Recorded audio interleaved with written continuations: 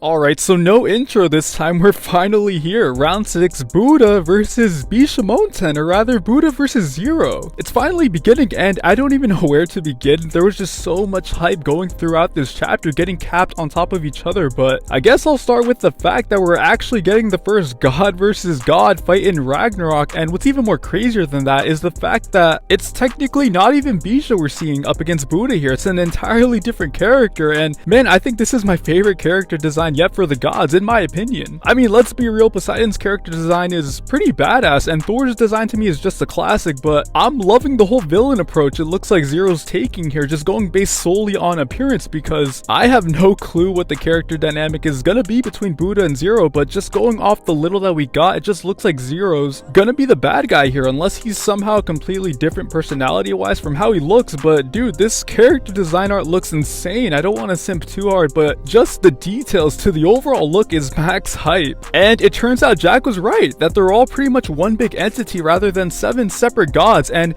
based on the lore, it looks like this is more like the god of misfortune than anything else. And I don't know how accurate this is in terms of genuine mythology. I know the 7 gods of fortune are actual gods from Shinto, Buddhist, and even Hindu origins, so maybe Zero is here to, help consolidate the myths into one that's exclusively, Ragnarok canon. That can definitely be the case, but you can even see the reaction in not just Ares but Zeus when the 7 gods are transforming, and they look absolutely shook. It makes me wonder if this is even, shocking the mighty Zeus, then maybe Zero is one of the most terrifying or maybe evil gods that exist. And I could be completely wrong here, I'm just trying to form my own assumptions based on inference, but I think just seeing the gods react to this was also driving the hype here, especially when we got to see all 7 gods of fortune pretty much dive into Bisha's flesh. This reminds me so much of Poseidon's backstory, about him killing his brother, that clearly never existed in actual Greek history, because again, Ragnarok is taking that creative step forward to form its own canon, except it's now happening with Bisha. And if you've seen a couple of my other videos, you'll probably know Bishamon was my most anticipated fighter, so seeing this happen now, I can't even be mad. It's not technically him fighting, I know, but I just love the entrance, the design, the lore, everything about this was just done right. And it kind of reminds me of Demon Slayer a bit, actually, in terms of,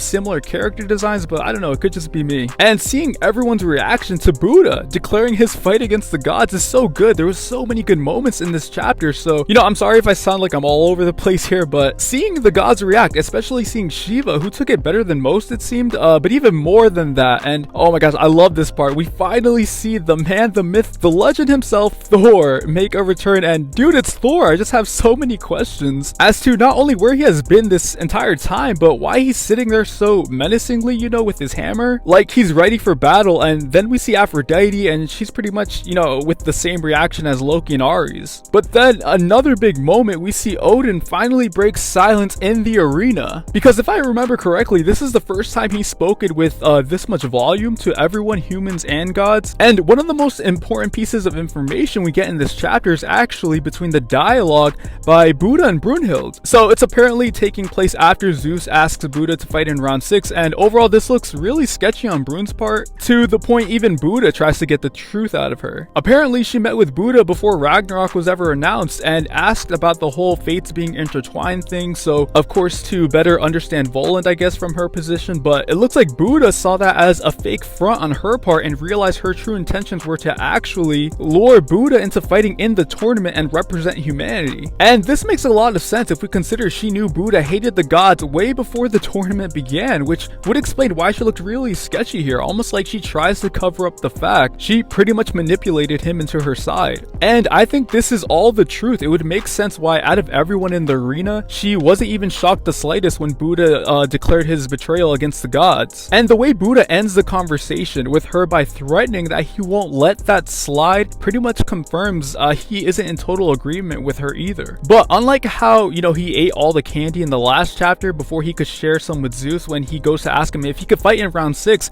we actually see Buddha offer to share his popcorn with Brunhild. And I think this is interesting because it goes to show his hate is exclusive and only towards the gods, and that he doesn't see Brunhild as that much of an adversary for him, despite how he ended their conversation with a threat. And it's interesting how he also mentions she has no concern over if what she's doing is right or wrong, bringing us back to the point that she's doing all this with or without any regard to what what'll happen to her so long as it means humanity has a chance at winning here. But besides that, now I just have so many questions about Zeus, because when Buddha asks who he's fighting, Zeus says it's already been decided. So does this mean he expected Buddha to play traitor here and that Zero was predetermined behind the scenes to, you know, take care of this? And if so, how did Zeus know this? And it looks like Odin, despite how aggressive he looked at first, didn't take too much offense to it as Loki or Ares or Aphrodite or pretty much all the other gods did, except for a select few like Thor, Zeus, and Shiva. And when we see Odin ask Buddha about it, he doesn't do it with too much offense either. He actually looks pretty calm, and we can't forget when we saw him after Poseidon's death, he was furious. So, you know, he even went as far as to crush the armrest on his chair. So again, Odin being super sus here, and I think Zeus may have something to do with this. There's just so much that happened in this chapter, and I can't wait to see how the next one goes, and hopefully we get a volume cover reveal soon enough. I can't wait to see how Zero and Buddha look in official colors. But that's going to be it from me, guys. I'm going to leave it there. Let me know what your thoughts are on the chapter. We got so much this month, so let me know what you're thinking, and if you liked the video, please leave a like. I'd greatly appreciate it. And if you're interested in more Record of Ragnarok content, please subscribe if you're down. I'll be doing more. And yeah, thank you so much for watching, guys. Have a great day.